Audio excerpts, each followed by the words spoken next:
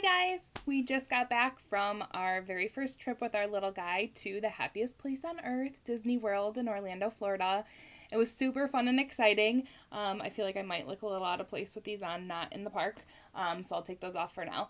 But I just wanted to share with you kind of my 5 big tips that I have if you haven't yet made that trek with your little ones to Disney World, just to make it a little bit easier on you.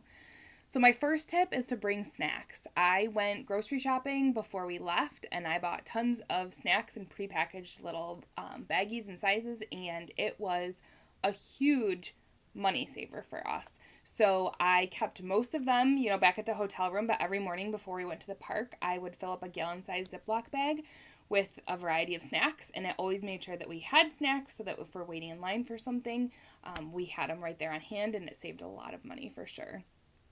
The second thing is having a plan, but also being flexible. So if you started your Disney planning, you know that you have to have fast passes and kind of have, your time outlined and have a general sense of what you're doing. So that's really important. But we also found that it was important to be flexible. Our little guy leading up to it was super excited about one ride. We had fast passes for it. We got there. He wanted nothing to do with it. And then on the flip side, there was something he was like dead set on doing that we had never talked about doing up until then. So it's really just important to be flexible and kind of go with the flow. Especially if you have little ones, you just have to accept the fact that you're not going to get to everything. So just prioritize and get to the most important things. The third thing is taking naps. Depending on how old your kids are and how well they do when they are sleep deprived, I highly recommend going back to the hotel for a nap. I personally napped one day. It was fabulous. The first day we actually tried not to do a nap. We just went on a boat ride and our son fell asleep for maybe about 30 minutes. It was definitely not enough time. We ended up only being able to stay in the park until about dinner time, and then he was just a complete wreck and ready to go back. So I definitely recommend just kind of having a plan for how much rest you need to kind of get through, because you do want to be able to see those, fireworks shows and all the great nighttime things that are happening.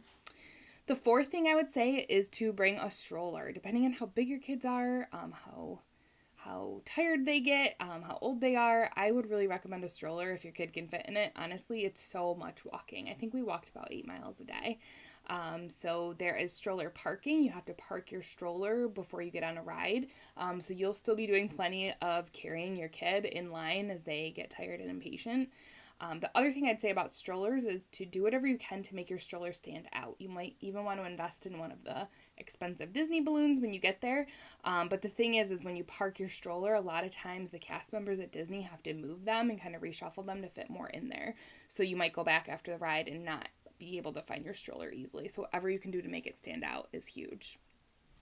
The last thing I would honestly say is to avoid extended magic hours. I know that sounds counterintuitive, but if you have young kids, I honestly just don't think it's worth it.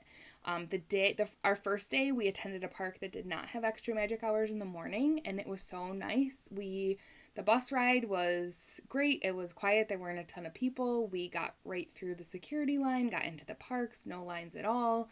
It was great. The second day, we went to a park that had extra magic hours in the morning, and it was kind of zooey.